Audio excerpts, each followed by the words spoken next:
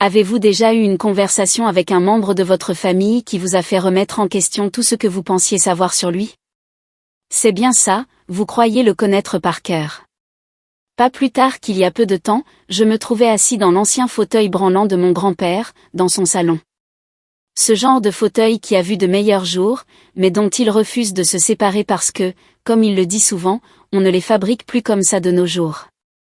Ce jour-là, il était inhabituellement silencieux. Ce n'était pas si étrange venant de lui, mais cette fois, son silence semblait plus pesant, comme s'il retenait quelque chose de lourd. Mon grand-père et moi avons toujours été proches. J'ai toujours pensé qu'il était le genre de personne avec qui l'on pouvait parler de tout. Mais ce jour-là, il y avait quelque chose de différent chez lui. Il m'a regardé avec une expression mêlant hésitation et urgence, comme s'il voulait désespérément me confier quelque chose, mais qu'il ne savait pas comment s'y prendre. Après un long moment, il a enfin brisé le silence. Sa voix était si basse que j'ai dû tendre l'oreille pour l'entendre. « J'ai besoin de ton aide », a-t-il dit, comme s'il faisait une confession. Mais, c'est compliqué. Au fil des années, il m'avait raconté des tas d'histoires, certaines incroyables, d'autres hilarantes, et quelques-unes assez troublantes. Mais cette fois, je sentais que c'était différent. Il s'est penché un peu plus près de moi, et j'ai senti le parfum léger de son après-rasage, celui qu'il utilisait depuis des décennies. « J'ai besoin de ton aide pour retrouver quelqu'un de mon passé », a-t-il dit, en détournant son regard. Quelqu'un de spécial. Sa manière de le dire m'a donné des frissons. Il ne parlait pas d'un vieil ami ou d'un camarade de guerre. C'était plus profond, plus personnel. Je ne savais pas quoi répondre, mais avant que je ne puisse dire un mot, il a continué. Elle s'appelle Sarah, a-t-il dit après une pause, en tripotant nerveusement le bord de son pull. Elle a failli être mienne. Tout était presque parfait. Une sensation étrange a saisi mon estomac, et je n'étais pas sûr d'être prêt à entendre ce qu'il s'apprêtait à dire. Puis, il a commencé à me raconter une histoire qui ressemblait davantage à un scénario de film qu'à une expérience réelle. Sarah était entrée dans sa vie avant qu'il n'épouse ma grand-mère, à une époque où tout semblait incertain. Elle était audacieuse, belle, et tout ce qu'il désirait. Mais la vie avait d'autres projets pour lui. Le devoir et les obligations familiales l'avaient forcé à s'éloigner d'elle. Ou du moins, c'est ce qu'il disait. Mais on n'oublie pas quelqu'un comme Sarah. Pas vraiment. Sa voix s'est brisée lorsqu'il a prononcé son nom, même après toutes ces années. Puis il a avoué quelque chose qui m'a sidéré, il s'était récemment retrouvé grâce aux réseaux sociaux. Imaginez, mon grand-père, un homme qui a du mal à utiliser un smartphone, retrouvant la femme qu'il appelait autrefois, son presque. Et maintenant, il voulait mon aide. J'avais du mal à y croire. Il me demandait de l'aider à la revoir, à raviver quelque chose qui aurait dû rester dans le passé. « Ce n'est pas ce que tu penses », a-t-il dit rapidement, comme s'il lisait dans mes pensées. J'ai juste besoin de clore ce chapitre. Je veux la voir, lui parler, et la comprendre à nouveau. Je comprenais ce qu'il voulait dire. Il voulait savoir s'il avait pris la bonne décision toutes ces années auparavant. À ce moment-là, j'aurais dû lui dire que c'était une très mauvaise idée. Mais le regard dans ses yeux, un mélange d'espoir et de regret, m'a empêché de refuser. D'accord, ai-je dit.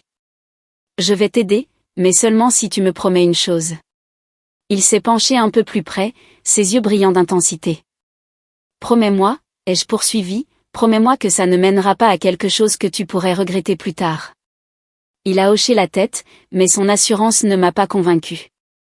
Il y avait quelque chose dans sa voix, dans sa manière de me répondre, qui me mettait mal à l'aise. Et ainsi, nous étions lancés. Je ne savais pas, à ce moment-là, que ce n'était que le début. Le lendemain, mon grand-père était comme un homme transformé.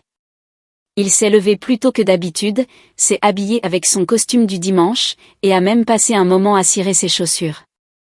Je ne pouvais m'empêcher de rire devant l'ironie, il semblait plus excité par cette rencontre que par des réunions de famille ou des fêtes. Alors, c'est quoi le plan, ai-je demandé, encore sceptique sur toute cette histoire. Il m'a tendu son téléphone, et sur l'écran, il y avait la photo de profil de Sarah.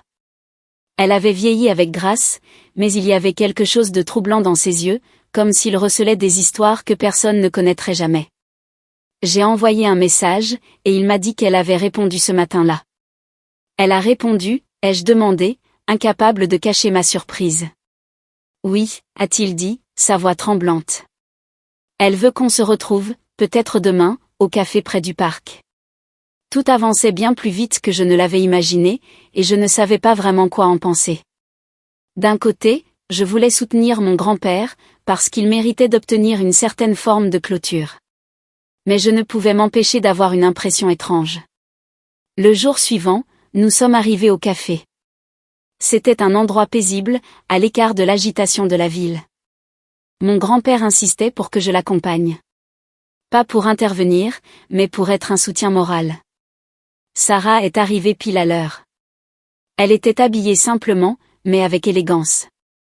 Lorsqu'elle a vu mon grand-père, son visage s'est illuminé d'une manière qui m'a donné un pincement au cœur.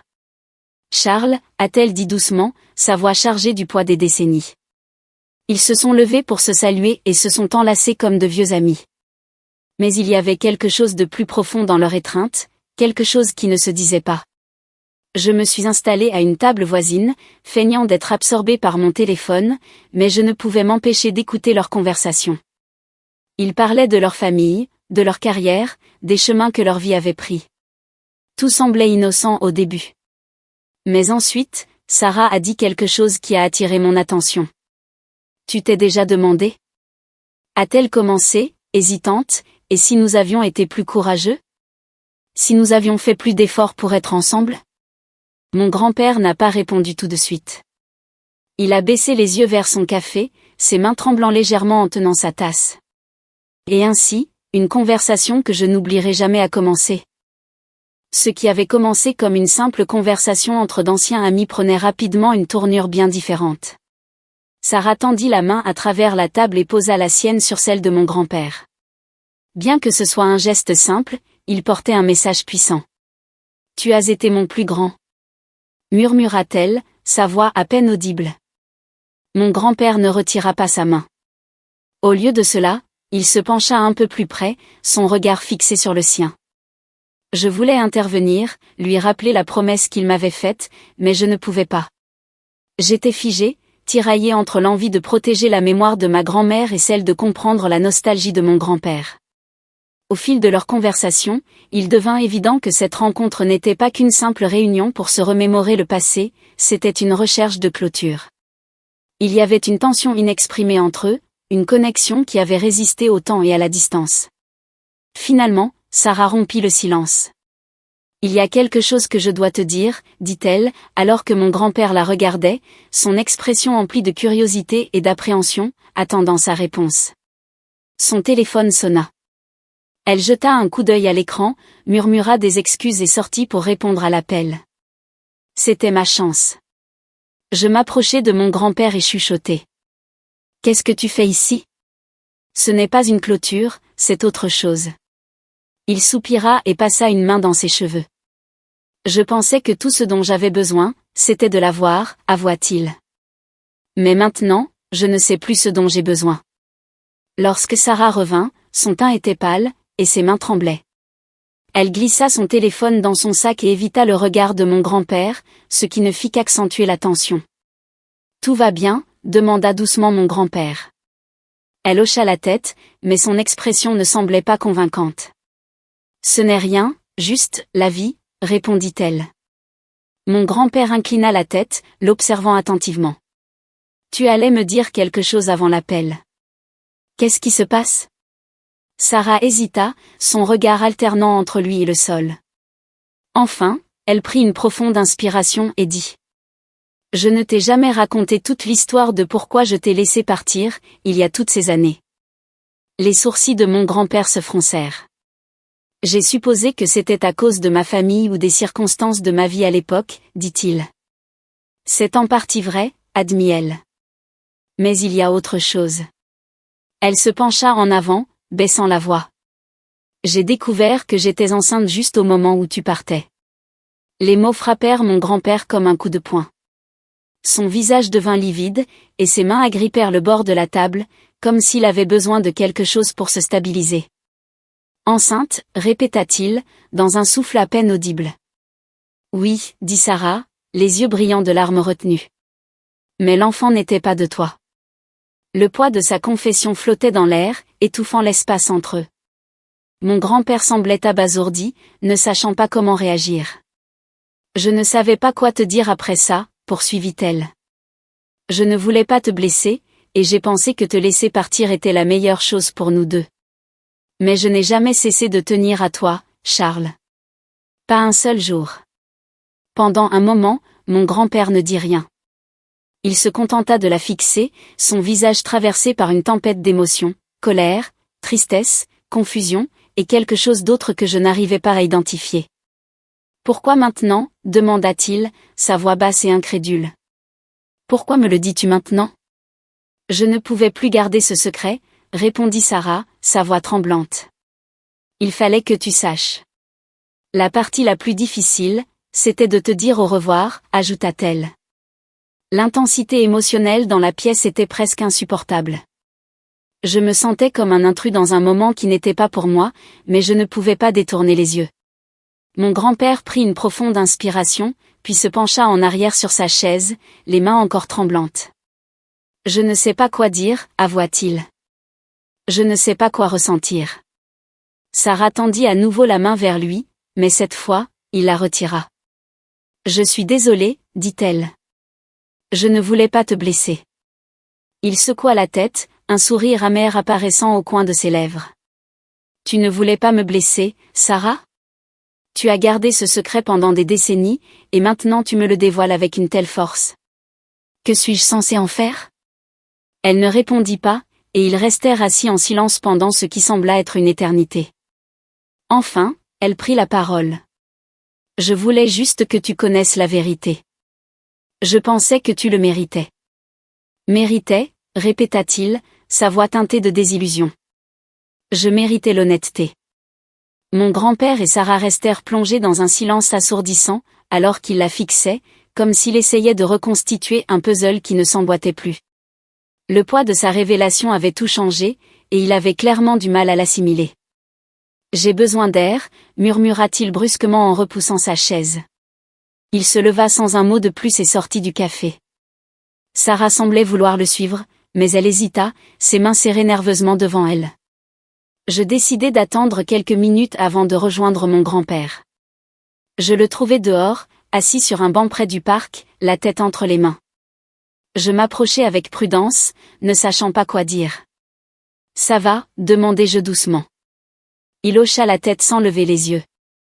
Je ne suis pas sûr de savoir pourquoi je suis venu ici, avoua-t-il. Je cherchais une clôture, mais maintenant j'ai l'impression d'avoir ouvert une porte qui aurait dû rester fermée. Je hochai la tête, laissant ces mots s'imprégner. Tu regrettes de l'avoir rencontré? Il resta silencieux un long moment avant de finalement répondre. Non. J'avais besoin de la voir, de comprendre ce que nous avions. Mais, ce n'était pas ça. Je soupçonnais que Sarah portait beaucoup de culpabilité. Peut-être que te le dire était sa manière de trouver une clôture, dis-je, essayant d'offrir un peu de perspective. Peut-être, répondit-il, sa voix chargée d'émotion. Mais ça ne rend pas cela plus facile à entendre. Nous restâmes assis là, silencieux, regardant le monde défiler autour de nous. Finalement, mon grand-père redressa les épaules et dit. Je dois retourner là-dedans. Lorsque nous retournâmes au café, je pus voir à quel point Sarah comptait pour lui. Elle était encore assise à la table, les mains autour de sa tasse de café. Nous nous approchâmes, et lorsqu'elle leva les yeux vers nous, mon cœur se remplit à la fois d'espoir et de crainte. Mon grand-père s'assit en face d'elle, et pendant un moment, aucun des deux ne parla. Puis, il rompit le silence. Sarah, commença-t-il d'une voix calme, je te remercie de m'avoir dit la vérité, malgré ma tristesse. Mais je crois que nous devrions laisser le passé derrière nous. Son visage se décomposa, mais elle hocha la tête, comme si elle s'y était attendue. Je comprends, dit-elle doucement. Je t'ai aimé, continua-t-il. Une partie de moi t'aimera toujours. Mais j'ai pris ma décision il y a toutes ces années. Je ne peux pas changer cela maintenant. Je ne le ferai pas. Les yeux de Sarah se remplirent de larmes, mais elle ne protesta pas.